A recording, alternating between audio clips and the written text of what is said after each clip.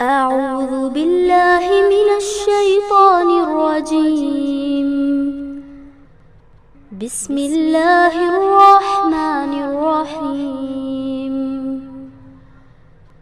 اقرأ باسم ربك الذي خلق. خلق الإنسان من علق. اقرأ وربك الأكرم. الذي علم بالقلم. علم الإنسان ما لم يعلم.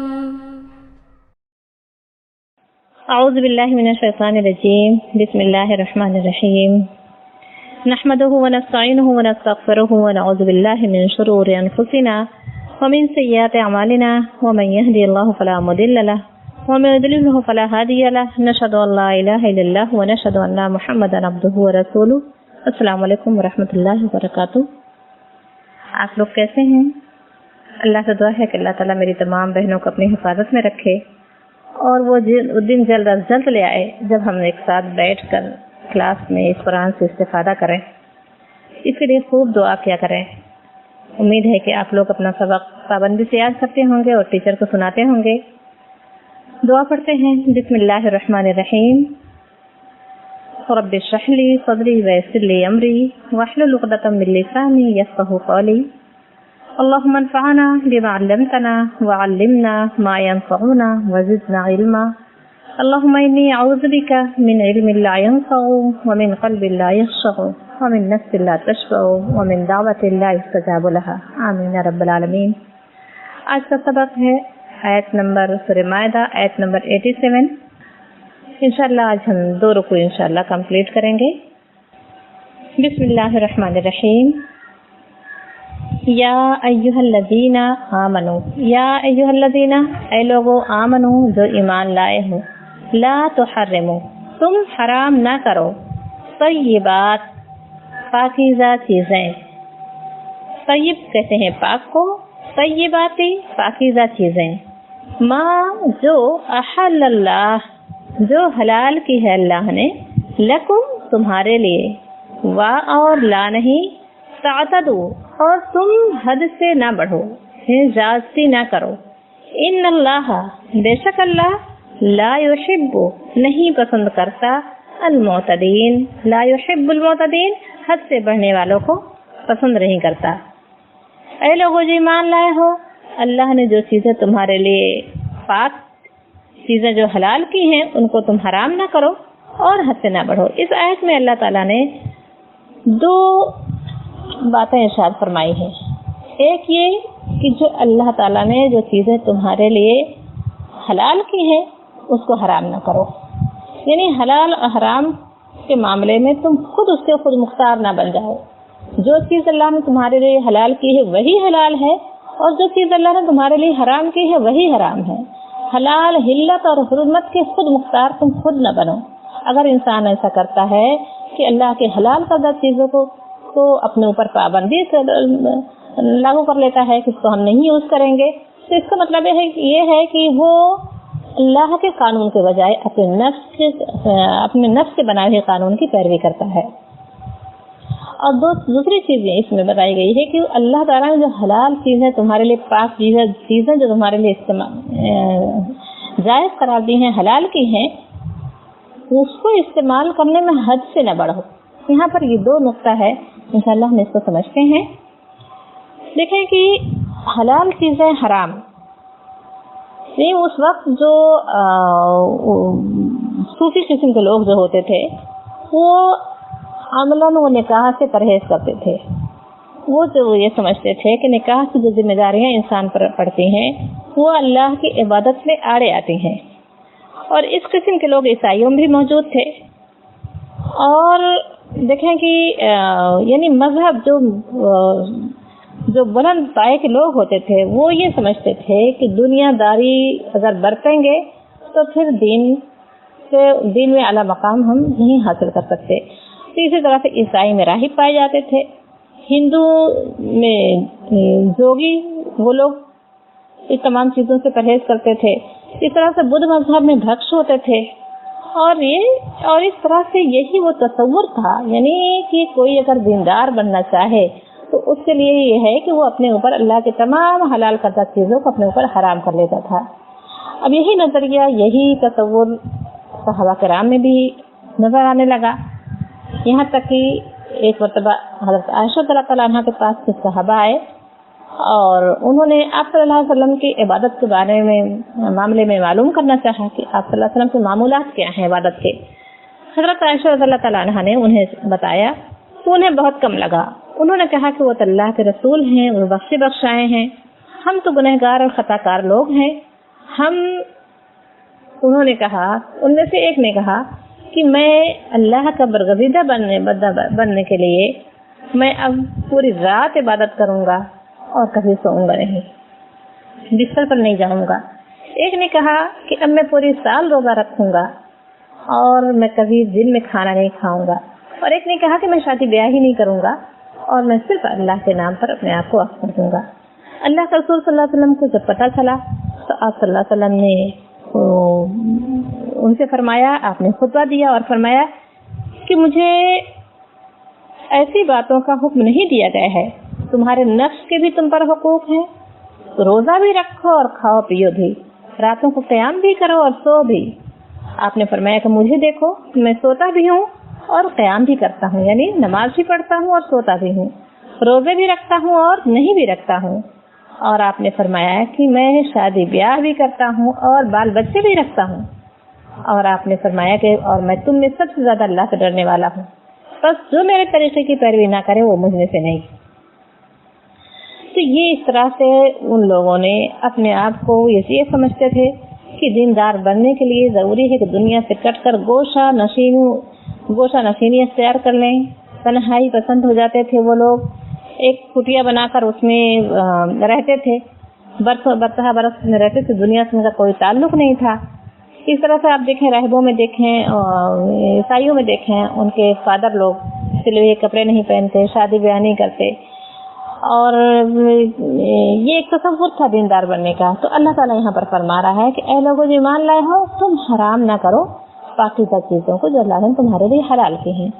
دوسری چیز یہاں پر اللہ تعالیٰ فرماتا ہے کہ لا تعتدوا، اور حد سے نہ بڑھو۔ اب حد سے بڑھنے کا کیا مطلب ہے؟ یہاں پر حد سے بڑھنے کا مطلب یہ ہے کہ اگر کسی ایک انسان نے اللہ کے حلال کی ہوئی چیزوں کو اپنے اوپر حرام کرتا ہے تو اس کے ساتھ زیادتی ہے۔ لا تعتدوا، زیادتی نہ کرو، یعنی وہ حد سے بڑھ گیا۔ اور دوسری چیز یہ کہ پاک چیزوں کے استعمال میں اسراف کرنا بھی زیادتی ہے، حلال کے سرحد سے باہر قدم نکال کر حرام کے حدود میں داخل ہونا بھی زیادتی ہے۔ یہاں اللہ تعالیٰ نے، اب دیکھیں اسراف، اللہ تعالیٰ نے جو چیزیں اللہ تعالیٰ نے حلال کی ہیں اس کو حرام کرنا بھی زیادتی ہے، اور حلال چیزوں میں اسراف کرنا بھی زیادتی ہے۔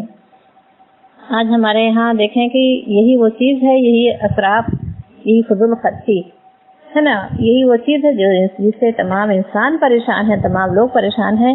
اللہ تعالیٰ قرآن میں اپنے مومن بندوں کی تمام صفت بیان کرتے ہوئے فرماتا ہے،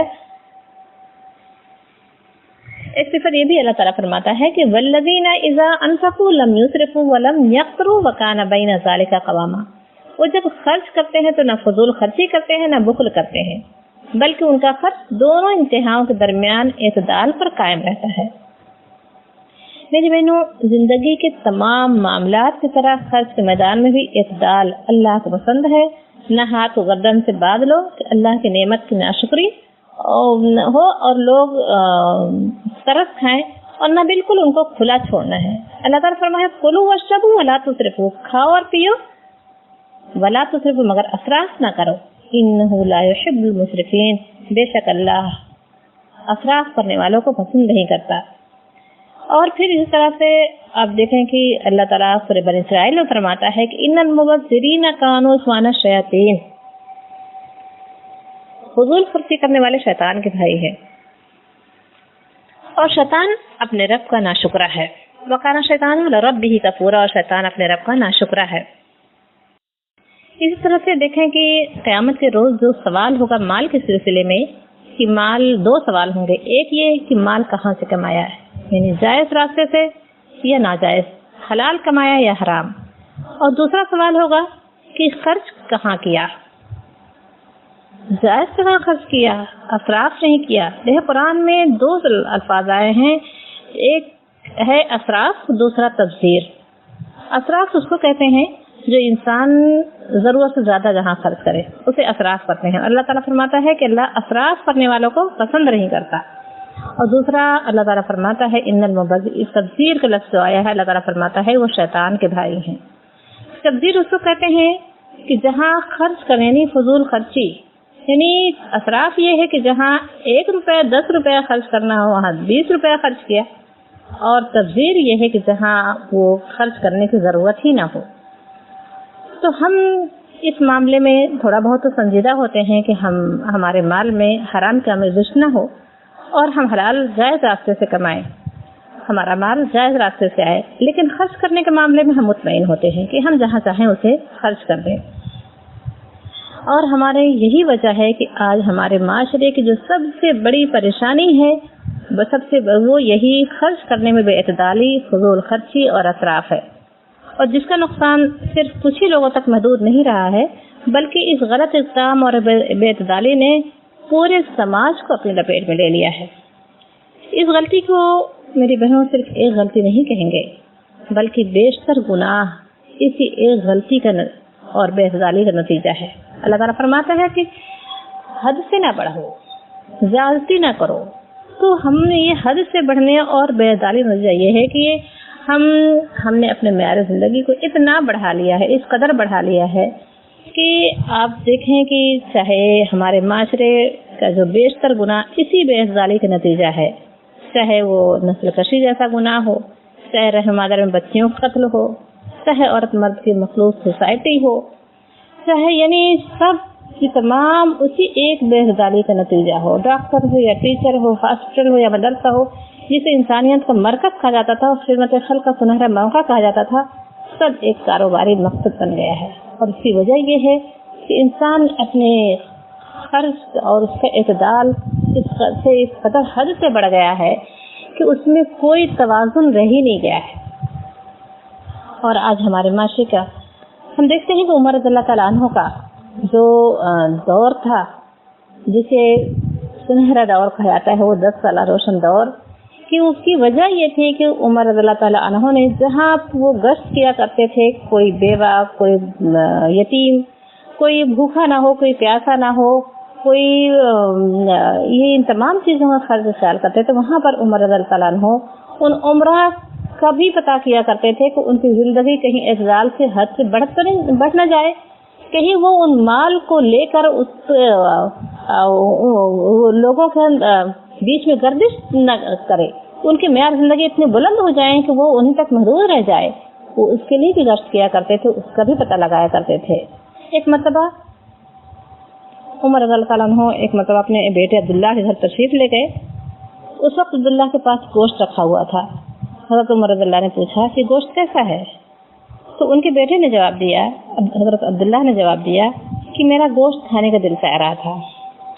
عمر رضی اللہ فرماتے ہیں تمہارا جس چیز کا دل چاہے گا تم کھاؤ گے، تم اسے ضرور کھاؤ گے۔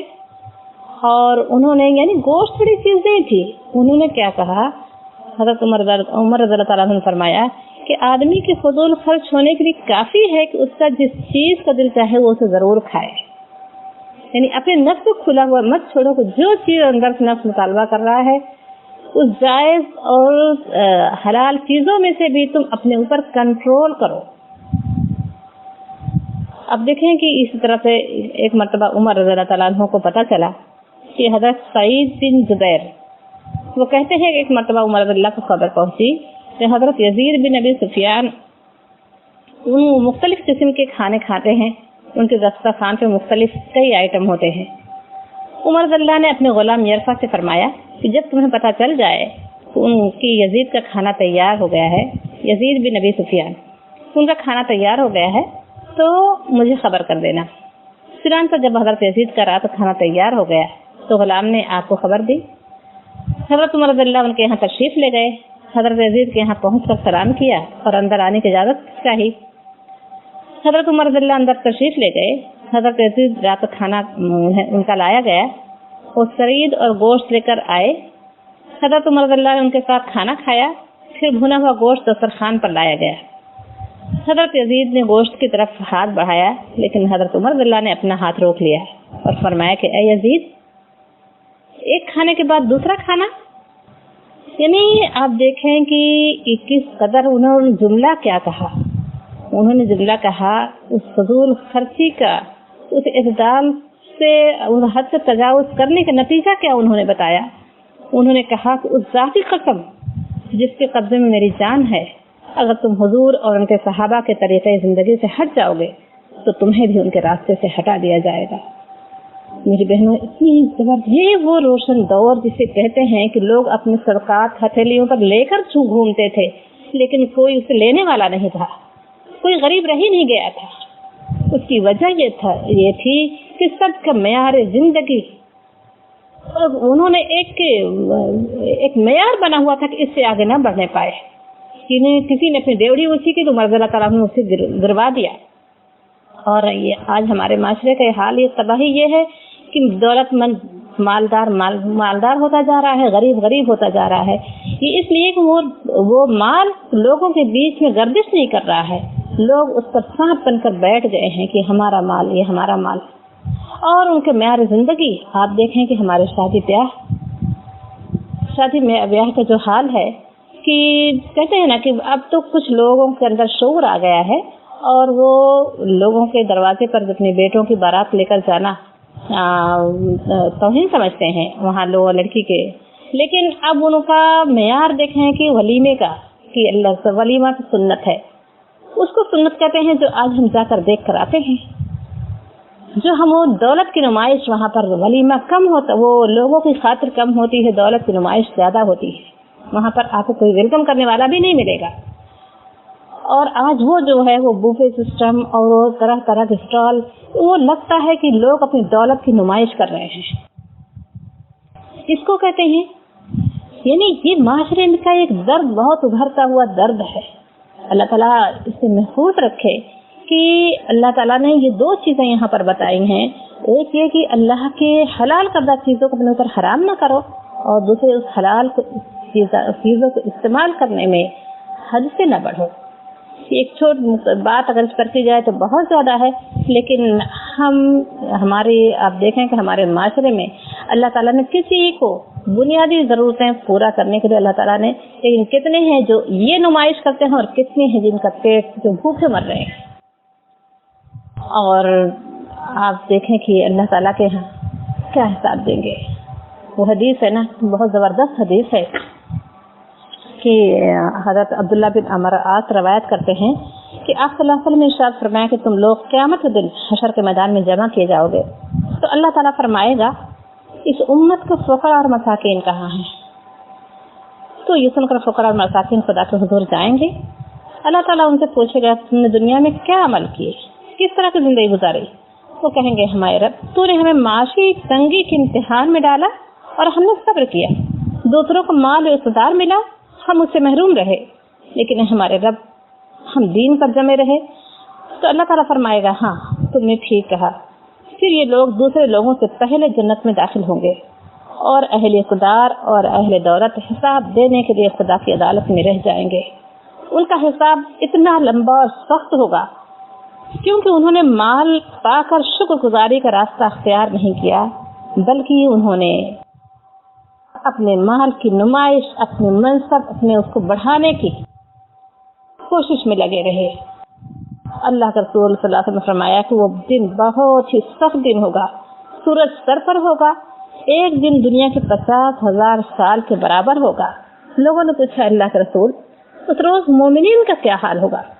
جنہوں نے مال پا کر شکر گزاری کا راستہ اختیار کیا، یعنی جنہوں نے مال پا کر بھی اپنے معیار زندگی کو بلند کرنے کے بجائے انہوں نے اللہ کے بندوں پر خرچ کیا، اللہ کے راستے میں خرچ کیا، اللہ کا رسول ان کا کیا حال ہوگا؟ آپ صلی اللہ علیہ وسلم نے فرمایا مومنین ان کا کیا کہنا، وہ تو نور کی کرسیوں پر بیٹھیں گے، ان کے اوپر گھنی بادل کا سایہ ہوگا، اور ان کا حساب مومنین کے لیے وہ دن مختصر ہو جائے گا، ان کو ایسا معلوم ہوگا جیسے دن کی ایک گھڑی۔ اللہ تعالیٰ میری بہنوں، اور وہ مالدار لوگ، اللہ رسول صلی اللہ علیہ وسلم نے فرمایا کہ وہ قطار میں کھڑے ہوں گے، پسینہ بہ رہا ہوگا۔ آپ صلی اللہ علیہ وسلم نے فرمایا کسی کے پسینہ اس کے گھٹنوں تک ہوگا، کسی کے پسینہ اس کے کمر تک ہوگا، اور کسی کے پسینہ آپ صلی اللہ علیہ وسلم نے گردن پر ہاتھ رکھ کر فرمایا کہ یہاں تک ہوگا۔ تو میری بہنوں، اللہ تعالیٰ ہم سب کو توفیق دے کہ اللہ تعالیٰ نے اگر اللہ تعالیٰ نے ہمیں اپنی نعمت سے نوازا ہے تو ہمیں اللہ تعالیٰ دیکھیں گے کہ اللہ تعالیٰ کتنا احسان ہے کہ ہمیں اللہ کی محبت پانے کے لیے، اللہ کی قربت حاصل کرنے کے لیے ان حلال چیزوں کو حرام نہیں ٹھہرانا ہے، اپنے اوپر اس پر پابندی لاگو نہیں کرنی ہے، اس کو ہمیں استعمال کرنا ہے مگر حد سے نہیں بڑھنا ہے۔ اللہ تعالیٰ ہمیں اسے محفوظ رکھے۔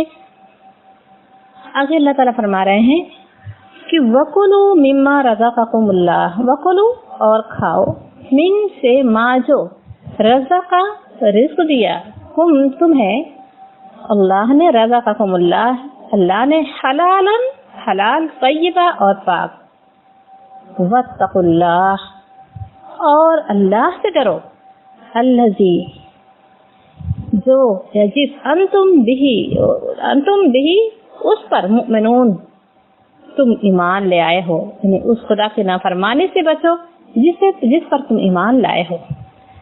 اب دیکھیں پھر اللہ تعالیٰ فرما رہا ہے آگے اللہ تعالیٰ پھر ریپیٹ کر رہا ہے، کھاؤ جو اللہ نے تمہارے لیے جو رزق حلال اور پاک کیا ہے، مگر واتقوا اللہ، اس کو استعمال کرنے میں اللہ کا تقوی اختیار کرو، اس خدا سے ڈرو جسے تم مانتے ہو، جس پر تم ایمان لائے ہو۔ اللہ تعالیٰ ہم سب کو اس معاملے میں اللہ تعالیٰ ہمیں چوکنا رکھے اور ہمیں اللہ کے مال میں اسراف اور زیادتی اور اس کی نمود و نمائش سے بچائے۔ لا نہیں یؤاخذکم اللہ، نہیں مؤاخذہ کرے گا، کم تم سے اللہ، لا یؤاخذو نہیں وہ مؤاخذہ کرے گا، کم تم سے اللہ۔ اخذ کہتے ہیں پکڑنا، لا یؤاخذکم اللہ نہیں مؤاخذہ کرے گا اللہ، باللغو، لغو کہتے ہیں فضول، بیکار، فی میں ایمانکم تمہاری فضول قسموں میں، یعنی جو بیکار قسم کی جو یوں ہی تم قسمیں کھا لیتے ہو، اللہ اس پر تمہیں مؤاخذہ نہیں کرے گا۔ وَلَكِنْ یؤاخذکم لیکن وہ مؤاخذہ کرے گا تم سے بے ساتھ ما جو عقدتم، عقد کہتے ہیں گرہ کو، اسی کہتے ہیں عقد نکاح، یہ جو مضبوط بندھن کو، بما عقدتم الایمان جو تم مضبوطی کے ساتھ دل کے ارادے کے ساتھ جو تم قسم کھاتے ہو، اللہ اس پر تم سے ضرور مؤاخذہ کرے گا۔ فکفارتہ پس کفارہ مطلب کفارہ ہو اس کا، فکفارتہ پس اس قسم کا کفارہ، اطعام کھانا، عشرۃ 10 مساکین مسکین، اس کا کفارہ 10 مسکین کو کھانا کھلانا ہے، من اوسط درجے کا، ما تطعمون جو تم کھاتے ہو، اہلیکم اپنے گھر والوں کو، یعنی جو تم خود کھاتے ہو یا اپنے گھر والوں کو کھلاتے ہو، اس درجے کا کھانا تمہیں مسکین کو 10 مسکین کو کھانا کھلانا ہے۔ او کسوتہم یا انہیں کپڑے پہنانا ہے، او یا تحریرو یا آزاد کرنا ہے، رقبہ گردن، یا تمہیں آزاد کرنا ہے غلام، ایک غلام۔ فمن لم پس جو نہیں یجد پائے، فصیام تو وہ روزہ رکھے، کتنا؟ 3 ایام، 3 ایام دن، 3 دن وہ روزہ رکھے، 3 وہ روزہ رکھے۔ دیکھیں یہاں پر اللہ تعالیٰ فرماتا ہے کہ تم پر اللہ تعالیٰ ان قسموں کو جو تم یوں ہی بلا ارادہ یوں ہی عادتاً تم کھا لیتے ہو، واللہ میں یہ نہیں کروں گی، واللہ میں وہ کروں گی، اس طرح کی قسمیں جو تم اللہ کا حوالہ دے دے کر یوں ہی بلا ارادہ نکال دیتے ہو، اللہ اس پر تم سے مؤاخذہ نہیں کرے گا۔ لیکن وہ جو تم پختہ ارادے کے ساتھ مضبوطی کے ساتھ تم کھاتے ہو، قسم کی میں قسم کھا کر کہتا ہوں کہ یہ کام میں نہیں کروں گا یا یہ چیز میں استعمال نہیں کروں گی۔ یہاں پر بات ہو رہی تھی حلال اور حرام کی، تو اللہ تعالیٰ فرما رہا ہے کہ اگر تم نے کسی حلال چیز پر تم نے قسم کھا لی ہے کہ میں اس چیز کو نہیں استعمال کروں گی، تو اب چونکہ اب قرآن کی آیت نازل ہو چکی ہے کہ اللہ کے کسی بھی حلال چیزوں کو حرام نہ ٹھہراؤ، تو تم اللہ تو جو تم نے یوں ہی کھا لیا ہوگا تو اللہ اس پر نہیں مؤاخذہ کرے گا، لیکن اگر تم نے دل کے ارادے کے ساتھ کوئی ایسی قسم کھائی ہو تو اللہ اس کے بارے میں ضرور پوچھے گا۔ تو اب کیا کریں؟ اب تو قسم کھا لیا مضبوطی کے ساتھ کہ میں یہ نہیں کروں گی یا یہ چیز نہیں کھاؤں گی، لیکن اب آیت ہم نے قرآن پڑھ لیا اور پتہ چل گیا کہ نہیں اللہ تعالیٰ یہ غلط ہے، تو اب قسم کھائے تو کیا کرنا ہے؟ اب اللہ تعالیٰ اس کا کفارہ بتا رہا ہے، اس قسم سے کی پابندی سے نکلنے کا اللہ تعالیٰ راستہ بتا رہا ہے، اور اس کا وہ راستہ کیا ہے؟ اس کا راستہ یہ ہے کہ 10 مسکین کو پکا، اس کا کفارہ یہ ہے کہ اطعام 10 مساکین، 10 مسکین کو کھانا کھلانا ہے۔ من اوسط، کیسا کھانا کھلانا ہے؟ اوسط درجے کا، جو تم اپنے کھاتے ہو اور اپنے گھر والوں کو کھلاتے ہو، اس درجے کا 10 مسکین کو کھانا کھلانا ہے۔ اور کس وقت یا اگر کھانا نہیں کھلاتے تو پھر 10 مسکین کو کپڑا پہنا دو، اور یا وہ بھی نہیں ہے تو اور تحریر رقبہ یا غلام۔ اس وقت غلام کا زمانہ تھا، اللہ تعالیٰ نے چھوٹی چھوٹی باتوں پر کفارہ غلام کا رکھ دیا تھا تاکہ وہ مظلوم اس سے نجات پائیں، اس پابندی سے۔ اللہ تعالیٰ نے چھوٹی چھوٹی غلطیوں پر غلام آزاد کرنے کی بہت زیادہ اللہ تعالیٰ نے ترغیب دی، اور لوگوں نے اس طرح سے بہت زیادہ غلام آزاد کیے۔ تو اب غلام کا زمانہ نہیں ہے، اور اللہ تعالیٰ فرما رہے ہیں اگر تم کھانا بھی نہیں کھلا سکتے، تم کپڑے پہنانا بھی مشکل ہے، یہ تمام چیزوں کی وہ نہیں ہے، وسعت نہیں ہے، تو اللہ تعالیٰ فرما رہا ہے کہ 3 دن کے روزے رکھو۔ یعنی قسم کا کفارہ اب سب سے آسان کیا ہو گیا ہے؟ 3 دن کے روزے رکھنا۔ اسی طرح سے انسان اگر اس نے کسی ایسی چیز کے لیے ارادہ کیا ہے اور قسم کھائی ہے کہ میں قسم کھاتی ہوں میں فلاں قبر پر میں جاؤں گی، یا کسی ایسی، یا کسی نے اس میں پوچھا کہ میں نے قسم کھائی تھی، وہ کی نیت کی تھی کہ میں جاؤں گی اور اس فلاں قبر کو خوشبو سے نہلاؤں گی، تو اب آپ منع کر رہی ہیں۔ ہمارے استاد خالہ جان سے انہوں نے پوچھا آپ منع کر رہی ہیں کہ یہ سب غلط ہے، گناہ ہے، تب میں کیا کروں؟ تو میری بہنوں اس کی وہ یہی ہے کہ اگر اس طرح کا وہ کر لیا ہے تو ایک تو اس غلطی اس سے بات آ جائیں کہ گناہ جو معصیت کے کام، جو کسی نے معصیت کی قسم کھائی ہو تو اپنی قسم پر قائم نہ رہنا، یہ اس کو چھوڑ دینا ہی ایک نیکی ہے، اور دوسرے اللہ تعالیٰ نے یہ یہاں پر کفارہ بتایا اس قسم سے نکلنے کا، تو یہ کفارہ وہ اس قسم کو توڑ دے اور اس قسم سے نکل آئے۔ آگے اللہ تعالیٰ فرما رہا ہے ذالک کفارۃ ایمانکم، یہ کفارہ ہے ایمانکم، تمہارے قسموں کا، اذا حلفتم، جب تم حلف لیتے ہو، یعنی جب تم پختہ ارادے کے ساتھ جب تم کہتے ہو، قسم کھاتے ہو، جب تم کھاتے ہو، واحفظوا، اور حفاظت کرو، ایمانکم، اپنی قسموں کی، اپنی قسموں کی، قسم کی حفاظت کے کئی مفہوم ہیں۔ ایک یہ کہ قسم کو صحیح مصرف میں استعمال کیا جائے، فضول باتوں اور معصیت کے کاموں میں استعمال نہ کیا جائے، یعنی ایک تکیہ کلام نہ بنا لیا جائے کہ بات بات پر کہ قسم کھائے واللہ میں یہ کروں گی، واللہ میں یہ کروں گی، یعنی ہر بات پہ اللہ کا حوالہ دے رہی ہیں، کوئی اس میں اس کی وہ نہیں ہے اس کام کی، اور آپ اس پر قسم کھائے جا رہے ہیں، تو اس کی اللہ تعالیٰ فرمایا اس کے مفہوم یہ ہے کہ ایک ہی قسم کو صحیح مصرف میں استعمال کیا جائے، فضول باتوں اور معصیت کاموں میں استعمال نہ کیا جائے۔ دوسرے یہ کہ جب کسی بات پر آدمی قسم کھائے تو اسے یاد رکھے، ایسا نہ ہو کہ اپنی غفلت کی وجہ سے وہ اسے بھول جائے پھر اس کی خلاف ورزی کرے۔ تیسری یہ کہ جب کسی صحیح معاملہ میں ارادے کے ساتھ قسم کھائی ہے تو اسے پورا کیا جائے، اگر اس کی خلاف ورزی ہو جائے تو اس کا کفارہ ادا کیا جائے۔ یہ قسم کی حفاظت وہ ہے کہ اگر کوئی قسم ارادے کے ساتھ کسی جائز کام کے لیے کھائی ہے تو اس کی خلاف ورزی نہ ہو، اور اگر اس کے خلاف اس کام کو پورا کیا جائے، اور اگر وہ بھول گئے یا اس کی خلاف ورزی کی ہے تو اس کا کفارہ ادا کیا جائے، اور اس کا کفارہ ہے یہاں پر یہ 3 چیزیں ہیں کہ مسکین کو کھانا کھلانا یا کپڑے پہنانا یا 3 دن کے روزے رکھنا۔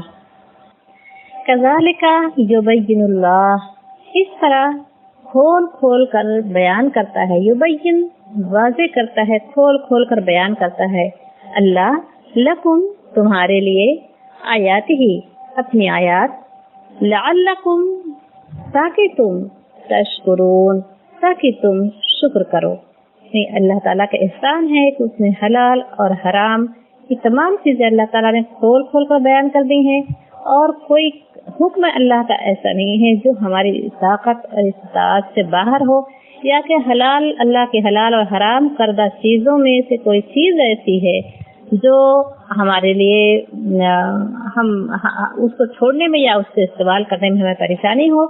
अल्लाह तो उसका शुक्र यही है, अल्लाह का शुक्र और यही है कि अल्लाह ताला ने हमें जो चीजें हमारे लिए हलाल की हैं उससे हलाल समझा जाए, और जो अल्लाह ने हराम की है उससे बचा जाए। आगे अल्लाह ताला फरमाता है कि या अय्युहल्लज़ीना, ऐ लोगो, आमनो, जो ईमान लाए हो, इन्नमा, बेशक, इन्नमल खम्रु, बेशक शराब, वल मैसिरु, और जुआ, वल अंसाब, और आस्ताने, वल अज़लाम, और फांसे, रिज्सुम, नापाक है, मिन अमल शैतान, ये शैतानी अमल है, फज्तनिबू, फज इज्तनाब करो, हु उससे, फज्तनिबू हो, बस बचो उससे, लअल्लकुम, ताकि तुम तुफ्लिहून, ताकि तुम फलाह पाओ। ऐ लोगों जो ईमान लाए हो, बेशक शराब, जुए और आस्ताने, वल अज़लाम, और तीर यानी फांसे, रिज़्कुम, नापाक है, मिन अमल शैतान, और शैतानी अमल में से है, फज्तनिबूहु, बस तुम उससे इज्तनाब करो, तुम उससे बचो, लअल्लकुम तुफ्लिहून, ताकि तुम फलाह पाओ। इस आयत में अल्लाह ताला ने 4 चीजें कतई तौर पर हराम की हैं। एक शराब, दूसरे जुआ, तीसरे वो मकामात जो खुदा के सिवा, जो अल्लाह के सिवा किसी दूसरे की इबादत करने या अल्लाह के सिवा किसी और के नाम पर कुर्बानी और नजर न्याज चढ़ाने के लिए मखसूस किए गए हैं। उसको कहते हैं नुसब की जमा अंसाब, नुसब कहते हैं आस्ताने।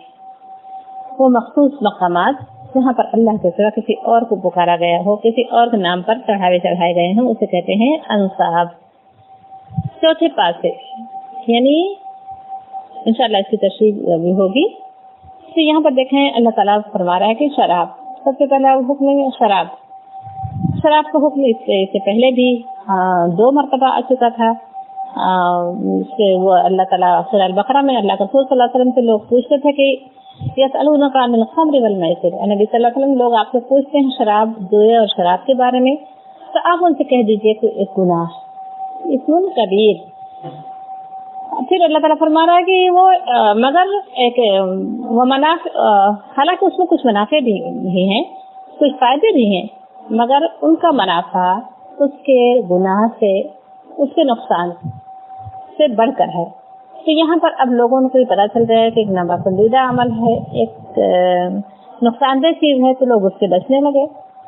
फिर सूरह निसा में अल्लाह ताला ने वहाँ पर जिक्र है, अल्लाह ताला फरमाता है कि ला तक़रबु सलात व अंतुम सुकारा, या अय्युहल्लज़ीना आमनू ला तक़रबु सलात व अंतुम सुकारा, तुम नमाज से करीब न जाओ जब तुम नमाज नशे की हालत में हो। तो अब ये 5 वक्त लोग बचने लगे थे शराब के पीने से कि नशे की हालत में नमाज नहीं पढ़नी है। तो उस वक्त ये एक वक्फा हो गया था लोगों को। तो जाहिर सी बात है जब 5 वक्त नमाज का है तो उस वक्त सब पिए, तो लोग उसमें कमी आ गई थी। अब यहाँ पर ये तीसरा हुक्म आया है कि यहाँ पर मुकम्मल तौर पर यहाँ पर अब हराम कर दिया गया है। और अल्लाह के रसूल सल्लल्लाहु अलैहि वसल्लम ने लोगों को इस खुतबे में लोगों को आगाह भी कर दिया था कि अल्लाह ताला को शराब सख्त नापसंद है और बैद नहीं कि उसे कतई हुर्मत का हुक्म आ जाए। तो लिहाजा जिन जिन लोगों के पास शराब मौजूद हो वो उसे फरोख्त कर दें, और उसके कुछ और से आपने उनको आगाह कर दिया था, लेकिन उससे कुछ मुद्दत बाद जब ये आयत नाज़िल हुई और आपने ऐलान कराया कि अब जिनके पास शराब है ना उसे पी सकते हैं ना बेच सकते हैं, बल्कि वो उसे ज़ाया कर दें। तो एक तो उस वक्त मदीने की गलियों में शराब बहा दी गई, और बाद लोगों ने पूछा कि अल्लाह के रसूल क्या हम इसको यहूदियों को तोहफतन दे दें? तो आपने फरमाया कि नहीं, जिसने इस शराब को हराम किया है वो किसी को तोहफा देने से भी मना किया है। اور آپ نے فرمایا کہ اسے بہا دو. تو یہ شراب کی حرمت کا تھا. اور اللہ کے رسول صلی اللہ علیہ وسلم نے فرمایا, ابن عمر رضی اللہ کی روایت ہے کہ اللہ تعالیٰ نے لعنت فرمائی ہے شراب پر اور اسے پینے والے پر اور پلانے والے پر اور بیچنے والے پر اور خریدنے والے پر اور کشید کرنے والے پر اور کشید کرانے والے پر اور ڈھو کر لے جانے والے پر اور اس شخص پر جس کے لیے وہ ڈھو کر لے جائی گئی ہو. ایک اور حدیث میں ہے کہ نبی صلی اللہ علیہ وسلم نے اس دسترخوان پر کھانا کھانے سے منع فرمایا جس پر شراب پی جا رہی ہو, اور اللہ کے رسول صلی اللہ علیہ وسلم نے ان برتنوں تک کے استعمال کو منع فرما دیا جن میں شراب بنائی اور پی جاتی تھی. بعد میں جب شراب کی حرمت کا حکم پوری طرح نافذ ہو گیا تو آپ صلی اللہ علیہ وسلم نے پھر اس پر قید کی. اور اس طرح سے اللہ کے رسول صلی اللہ علیہ وسلم کے دور میں جب کوئی شراب پیتا تھا تو اسے مختلف قسم کی سزا دی جاتی تھی, اور کبھی کبھی ان پر 40 کوڑے لگائے جاتے تھے. ابو بکر رضی اللہ کے زمانے میں بھی کوڑے لگائے جاتے رہے. عمر رضی اللہ کے زمانے میں جب لوگ اسے باز نہیں آتے تھے تو آپ صلی اللہ علیہ وسلم نے, عمر رضی اللہ تعالیٰ عنہ نے اس کی تعداد بڑھا دی تھی کوڑوں کی. شریعت کی روح سے یہ بات حکومت اسلامی کے فرائض میں داخل ہے کہ شراب کی بندش کے اس حکم کو بزور قوت نافذ کرے.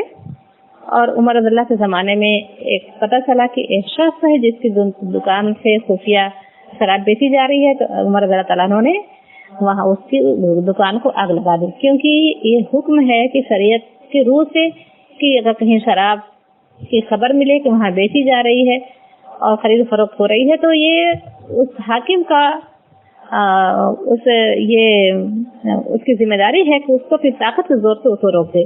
اسی طرح سے ایک گاؤں کے بارے میں پتہ چلا عمر رضی اللہ تعالیٰ عنہ کو کہ اس گاؤں میں شراب کی خرید فروخت ہو رہی ہے, تو عمر رضی اللہ تعالیٰ عنہ نے اس پورے گاؤں کو آگ لگا دی تھی.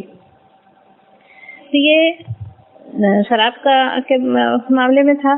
دوسرا جوئے کے معاملے میں جوئے کی قسم کے وہ سارے کھیل اور کام جن میں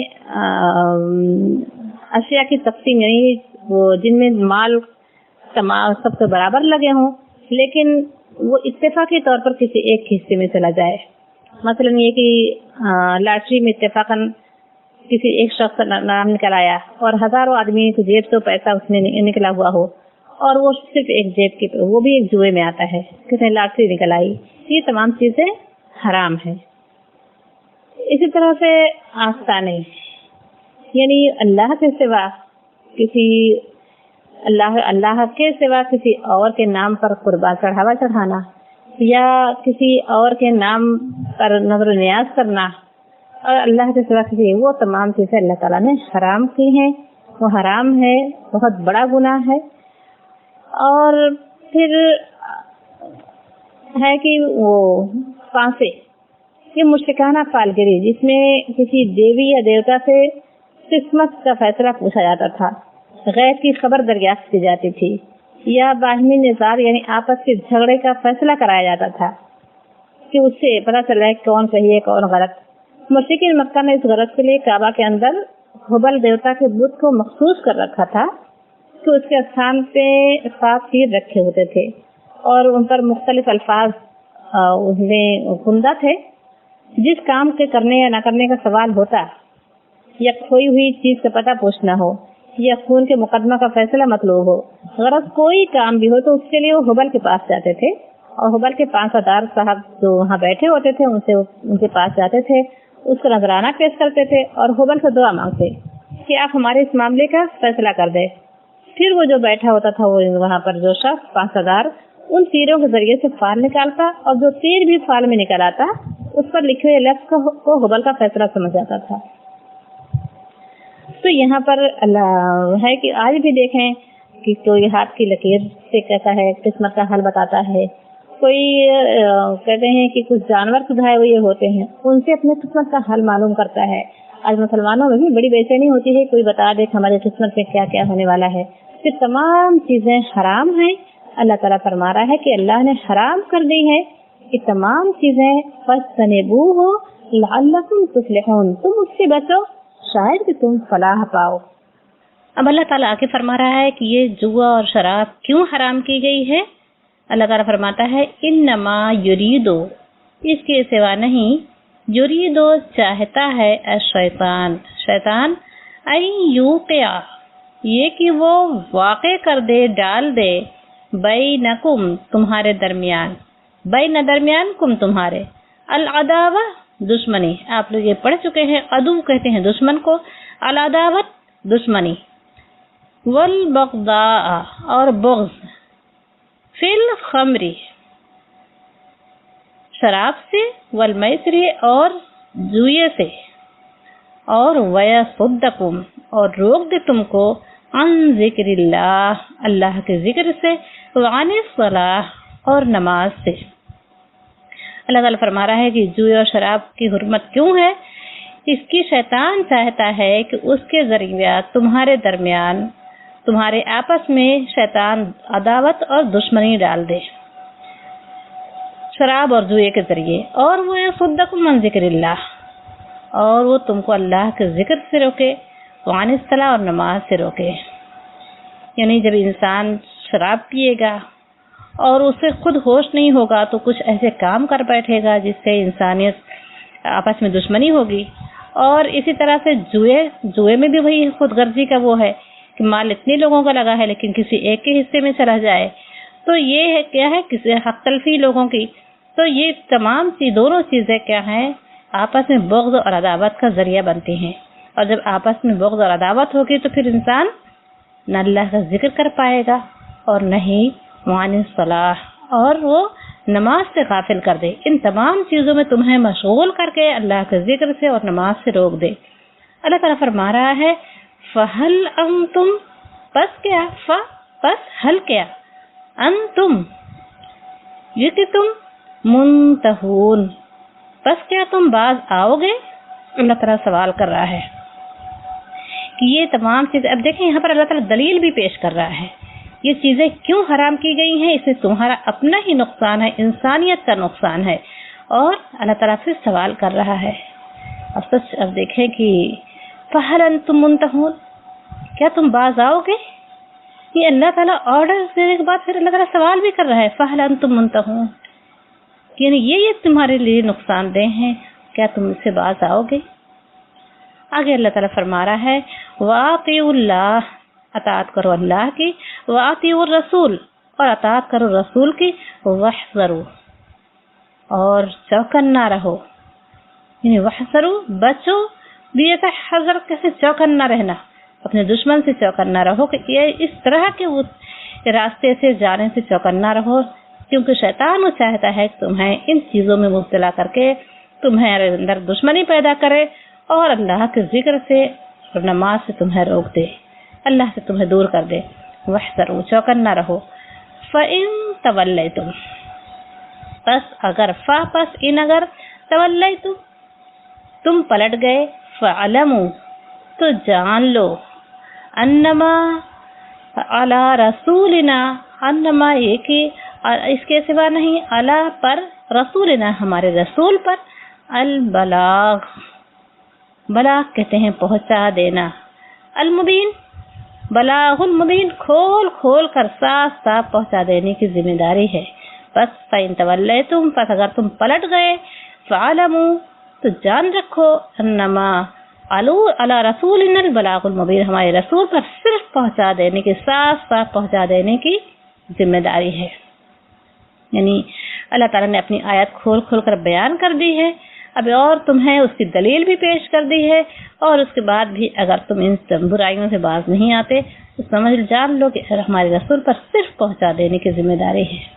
لیسا نہیں ہے علی الذین ان لوگوں پر، لیسا نہیں علی پر الذین وہ لوگ آمنو جو ایمان لائے، وعاملوا الصالحات اور عمل کیا صالح نیک، جناح گناہ، لیسا یہاں پر آیا ہے شروع میں کہ نہیں ہے گناہ ان لوگوں پر جو ایمان لائے اور اپنے عمل کو درست کر لیا، فیما اس میں قائمو جو انہوں نے، جناح نہیں ہے گناہ، فیما قائمو اس میں جو انہوں نے کھایا پیا، قائمو جو انہوں نے کھا لیا، یعنی جو کچھ انہوں نے اس حکم آنے سے پہلے جو کچھ وہ انہوں نے کھا پی لیا ہے، اللہ تعالیٰ فرما رہا ہے کہ ان پر کوئی گناہ نہیں ہے، بشرطی مگر یہ کہ انہوں نے وہ لوگ جو ایمان لائے اور اپنے عمل کو درست کر لیا، ان پر نہیں ہے گناہ جو کچھ وہ کھا چکے۔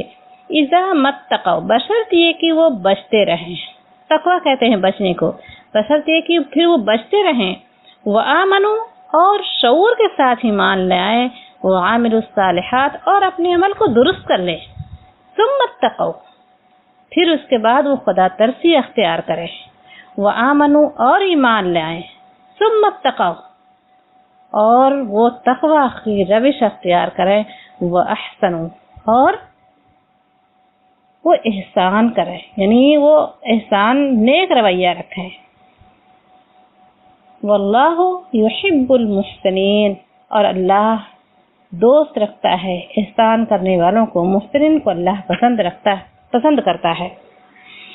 یا ایھا الذین، اے لوگو، آمنو، جو ایمان لائے ہو، لیبلون، لام یہاں پر تاکید ہے، بلا کہتے ہیں آزمائش کو، لیبلون، ضرور تمہاری آزمائش کرے گا، کم تمہاری اللہ، لیبلونکم اللہ، ضرور اللہ تمہاری آزمائش کرے گا، بے شین کچھ چیزوں سے، من الصید، شکار میں سے، تنالہ، اس تک پہنچتے ہوں گے، ایدیکم، تمہارے ہاتھ، ورماحکم، اور تمہارے نیزے، لیعلم اللہ، تاکہ اللہ جان لے، من یخافہ بالغیب، کہ کون ڈرتا ہے اس سے، من کون، یخافہ، کہ اس سے ڈرتا ہے، بالغیب، بن دیکھے، فمن اعتدی، پس جس نے زیادتی کی، بعد ذالک، اس کے بعد، اس احکام کے آنے کے بعد بھی، فلہ، تو اس کے لیے عذاب علیم، دردناک عذاب ہے۔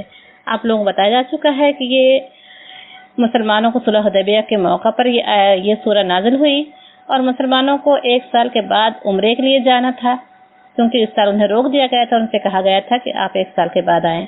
تو یہاں پر انہیں وہ احکام بتائے جا رہے ہیں جو اس سفر کے لیے ضروری تھا۔ اس میں ایک احکام یہ بھی تھا کہ مسلمان جب احرام کی حالت میں ہو تو شکار نہ کریں۔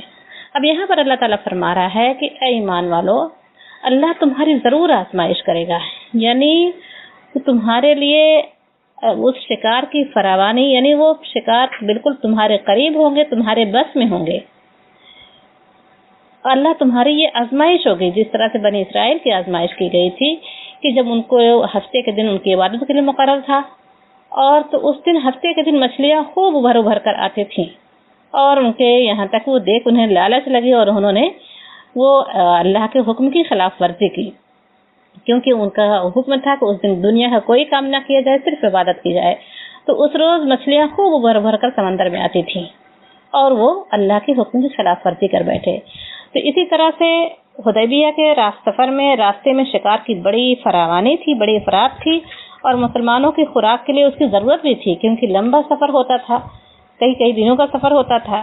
اب اس میں خوراک کی ضرورت بھی ہوتی تھی، یہاں تک کہ بعض جانور اور پرندے صحابہ کرام کے خیموں اور ڈیروں میں گھس آتے تھے، اور مگر جو ہے مسلمان اس آزمائش میں پورے اترے، اور انہوں نے اس اللہ کے حکم کی پابندی کی۔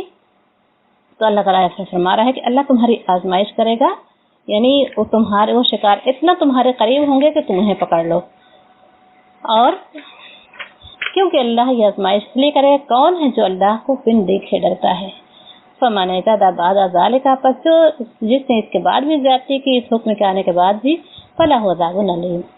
یا ایھا الذین، اے لوگو آمنو، جو ایمان لائے ہو، لا تقتلوا، تم نہ قتل کرو، الصید، جانور، یعنی جانور کو نہ مارو، شکار نہ کرو، وانتم حرم، جب تم احرام کی حالت میں ہو، ومن قتلہ، اور جو مارے گا، منکم، تم میں سے، متعمدن، جان بوجھ کر، فجزاءہ، یعنی قتل عمد، یعنی ایک ہوتا ہے قتل خطا، ایک ہوتا ہے قتل عمد۔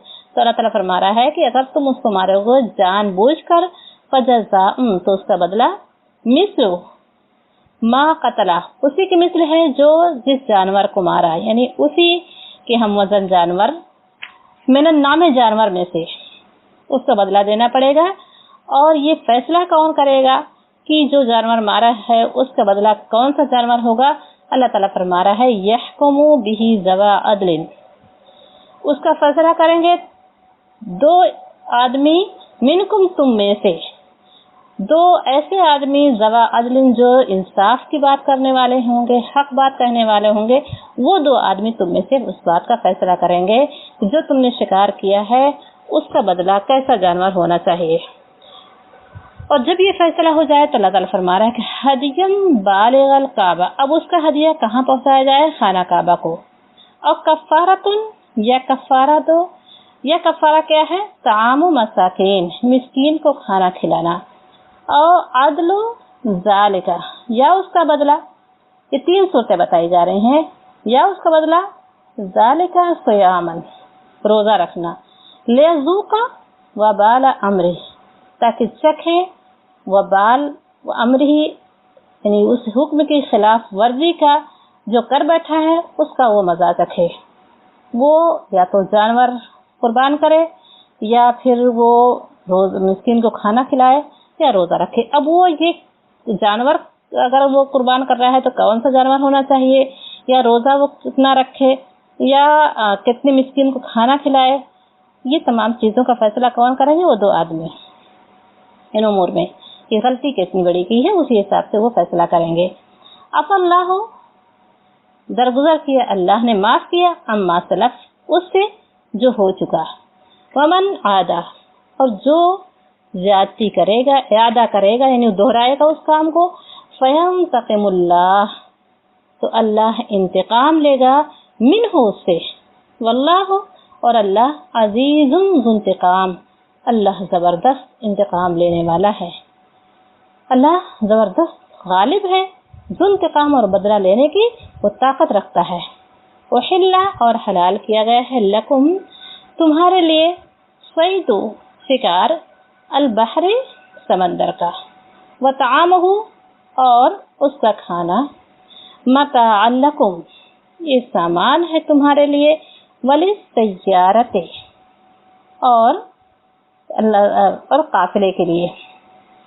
اللہ تعالیٰ فرما رہا ہے کہ یہ تم کھا سکتے ہو، اور قافلے کے لیے تم اسے زیادہ راہ بھی بنا سکتے ہو۔ یہ احل لکم صید، یعنی سمندر کا شکار اللہ نے تمہارے لیے حلال کیا ہے۔ اس وقت تو جو سفر ہوتے تھے وہ کئی مہینوں لگ جاتے تھے، یعنی اب دیکھیں شوال سے شروع ہوتا تھا اور سفر، اور جا کے پھر یہ 3-4 مہینے جو اللہ تعالیٰ نے حرام قرار دیے تھے، محترم ٹھہرائے تھے، وہ یہ حج اور عمرے کے لیے، حج کے لیے ایک لمبا سفر ہوتا تھا۔ تو اللہ تعالیٰ، اور یہ سمندر کے سفر میں جہاز سے جب یہ لوگ جاتے تھے حاجی لوگ، تو ایک بہت لمبا ٹائم ہو جاتا تھا۔ تو اللہ تعالیٰ فرما رہا ہے کہ وہ سمندر سے وہ مچھلی یا کوئی اس طرح کے شکار جو حلال ہیں، اللہ تعالیٰ فرما رہا ہے کہ وہ تم شکار کر سکتے ہو اور اسے کھا بھی سکتے ہو، اور ولی سیارت، اور اسے سفر کے لیے زاجرہ بھی بنا سکتے ہو، قافلے کے لیے۔ وحرما، اور حرام کیا گیا ہے، علیکم، تم پر، صید البر، کون سا شکار؟ البر، خشکی کا، تم پر حرام کیا گیا ہے خشکی کا شکار، ما دمتم، جب کہ تم حرما، جب تم احرام کی حالت میں ہو تو خشکی کا جانور تم پر حرام کیا گیا ہے، سمندر کا شکار تم پر حلال ہے۔ واتقوا اللہ، اور اللہ سے ڈرو، الذی، جس الیہ، اس کی طرف، تحشرون، اس خدا سے ڈرو جس کی طرف تمہیں لوٹ کر جانا ہے، تمہیں جمع ہونا ہے۔ جعل اللہ، اللہ نے بنایا ہے، الکعبۃ، کعبہ کو، البیت الحرام، خانہ کعبہ کو اللہ تعالیٰ نے حرمت دی ہے، قیاما للناس، حرمت کا، احترام کا گھر، اللہ تعالیٰ فرما رہا ہے جعل اللہ، اللہ نے بنایا ہے، الکعبۃ، کعبہ کو، البیت الحرام، حرمت کا گھر بنایا ہے، محترم ٹھہرایا ہے، قیاما للناس، قیام کا ذریعہ ہے لوگوں کے لیے، والشہر الحرام، اور ماہ حرام، والہدیہ، اور ہدی کے جانور، والقلائد، اور قلادوں کو بھی، قلادہ کہتے ہیں جو اللہ کے نام پر چھوڑ دیے گئے ہوں، جن کے گردن میں پٹے پڑے ہوئے جانور، ان کو کہتے ہیں قلادہ۔ تو قربانی کے جانور اور قلادہ، ذالک لتعلموا، تاکہ تم جان لو، ان اللہ، یہ کہ اللہ، یعلم، وہ جانتا ہے، ما فی السماوات، جو کچھ آسمانوں میں ہے اور جو کچھ زمین میں ہے، وَأَنَّ اللَّهَ اور یہ کہ اللہ بِكُلِّ شَيْءٍ عَلِيمٌ اور اللہ ہر چیز کو جاننے والا ہے۔ اعلموا جان رکھو، ان اللہ کہ اللہ شدید العقاب کہ اللہ سخت عذاب دینے والا ہے، وَأَنَّ اللَّهَ غَفُورٌ رَحِيمٌ اور یہ بھی جان لو کہ اللہ بخشنے والا مہربان ہے۔ اللہ کی دونوں صفت بندے کے پیش نظر ہونی چاہیے کہ اللہ سخت عذاب بھی دینے والا ہے اور اللہ غفور رحیم ہے۔ اس لیے جان بوجھ کر غلطی کرنے سے بچیں، اور اگر غلطی ہو جائے تو اللہ سے توبہ استغفار اور اس کا کفارہ ادا کرنے کی کوشش کریں، اور اللہ سے امید کریں کہ اللہ معاف کر دے گا۔ ما علی الرسول نہیں ہے، ما نہیں اعلی پر رسول نہیں ہے رسول کی ذمہ داری، الا البلاغ سوائے پہنچا دینے کے۔ آپ دیکھیں یہ احکام کی والی سورہ ہے، اور یہاں پر اللہ تعالیٰ بار بار فرما رہا ہے، صاف صاف بیان کر دینے کے بعد اللہ تعالیٰ فرما رہا ہے ما علی الرسول نہیں ہے رسول پر الا البلاغ سوائے پہنچا دینے کے۔ رسول کا یہ کام نہیں ہے کہ تمہاری انگلی پکڑ کر تمہیں چلائے یا تمہیں زبردستی اس راستے پر ڈالے۔ رسول کا کام صاف صاف پہنچا دینا ہے۔ واللہ اللہ یعلم خوب جانتا ہے ما تبدون جو کچھ تم ظاہر کرتے ہو، وما تکتمون اور جو کچھ تم چھپاتے ہو۔ قل کہہ دیجئے لا یستوی نہیں برابر ہو سکتے، الخبیث ناپاک والطیب اور پاک، یہ دونوں برابر نہیں ہو سکتے۔ ولو اعجبک اور اگر اعجبک عجب لگے، عجب مطلب اعجبک یعنی بھلی لگے، آپ کو اچھی لگے، کثرت الخبیث کثرت یعنی زیادتی، خبیث ناپاک یعنی بہت وہ ناپاک چیز جسے اللہ تعالیٰ نے ناپاک قرار دیا، وہ چیز تمہیں اس کی کثرت تمہیں کتنی بھی بھری لگے مگر وہ برابر نہیں ہو سکتے۔ یعنی اگر 100 روپے حرام کا ہے اور 5 روپے کا حلال کا، یعنی اگر کسی کی سیلری 1 لاکھ ہے اور اس میں کچھ حرام کے ذریعے سے آ رہی ہے، تو 10,000 اگر کسی کی ہے اور وہ حلال کے ذریعے سے آ رہی ہے، وہ حرام کے ذریعے سے، تو اللہ تعالیٰ فرما رہے ہیں وہ 10 روپیہ اور وہ 100 روپیہ، وہ اللہ تعالیٰ فرما رہے ہیں برابر نہیں ہو سکتے۔ وہ کتنی وہ اس ناپاک کی، اس حرام کی کتنی ہی اس کی ذاتی ہو، کتنی اس کی کثرت تم کو بہت اچھی لگے گی۔ جب آفر ہوگی نا کہ دیکھیں فلاں کمپنی فلاں، اس میں حالانکہ وہ تھوڑی سی اس میں قباحت تو ہے کہ جائز نہیں ہے، لیکن وہ آپ کو وہاں پر لاکھوں میں سیلری آپ ہوگی، اور جائز طریقے سے یہاں اس کام میں آپ کو 10,000 سے زیادہ نہیں ملے گا۔ اب دیکھیں کس کا دل جو اللہ سے ڈرنے والا ہوگا وہی اس کی طرف نہیں بڑھے گا۔ تو اللہ تعالیٰ فرما رہا ہے کہ یہ پاک اور ناپاک برابر نہیں ہو سکتے۔ خاص ناپاک کی کثرت تمہیں کتنی ہی اچھی لگے، کثرت مطلب ذاتی، فاتقوا اللہ پس تقوی اختیار کرو اللہ کا، یا اولی الباب اے عقل والو، لعلکم تفلحون تاکہ تم فلاح پاؤ۔ یہ بہت ہی اہم آیات تھیں، اور اللہ تعالیٰ سے دعا ہے کہ اللہ تعالیٰ جو کچھ ہم نے اس میں، اور ٹائم بھی پورا ہو گیا، اور حالانکہ یہ بہت ہی تفصیل طلب یہ آیات تھیں، اللہ تعالیٰ سے دعا ہے کہ اللہ تعالیٰ ہمیں اس سے، اللہ تعالیٰ ہمیں حلال کو عمل کرنے والا بنائے، اور حرام سے اللہ تعالیٰ ہمیں بچائے، اور اللہ کے رسول صلی اللہ علیہ وسلم کی اس حدیث پر مکمل عمل کرنے والا بنائے۔ اللہ کے رسول صلی اللہ علیہ وسلم نے فرمایا کہ اللہ تعالیٰ نے ان اللہ تعالیٰ فرض فرائض فلا تضيعوها، اللہ نے تم پر کچھ فرائض مقرر کیے ہیں، تم اس کو ضائع نہ کرنا۔ وحد حدودا فلا تعتدوها، اللہ نے تمہارے لیے کچھ حدود مقرر کی ہے، تمہارے لیے کچھ باؤنڈری بنائی ہے، اس باؤنڈری کبھی کراس نہ کرنا۔ وحرم حرمات فلا تنتهكوها، اور اللہ نے کچھ چیزوں کو تم پر حرام کیا ہے، اس کے قریب بھی مت پھٹکنا۔ وسکت اناشیا من غیر نسیان، اور کچھ معاملات میں اللہ نے خاموشی اختیار کی ہے، فلا تبحثوا عنہا، اس میں بحث مت کرنا، بغیر بھولے اللہ نے خاموشی اختیار کی ہے تو اس میں قریب میں مت پڑنا، اس میں بحث نہ کرنا۔ تو اللہ تعالی ہم سب کو توفیق دے کہ ہم اس پر مکمل عمل کرنے والے بن جائیں۔ اللہ دعا پڑھتے ہیں۔ بسم اللہ الرحمن اللہم آنس وحشتی فی قبری، اللہم ارحمنی بالقرآن العظیم واجعلہ لی اماما ونورا وہدا ورحمہ، اللہم ذکرنی منہ ما نسیت وعلمنی منہ ما جہلت وارزقنی تلاوتہ آناء اللیل وآناء النہار واجعلہ لی حجتا یا رب العالمین۔ سبحان اللہ وبحمدہ، سبحانک اللہم وبحمدک، نشہد ان لا الہ الا انت، نستغفرک ونتوب الیک۔ آمین۔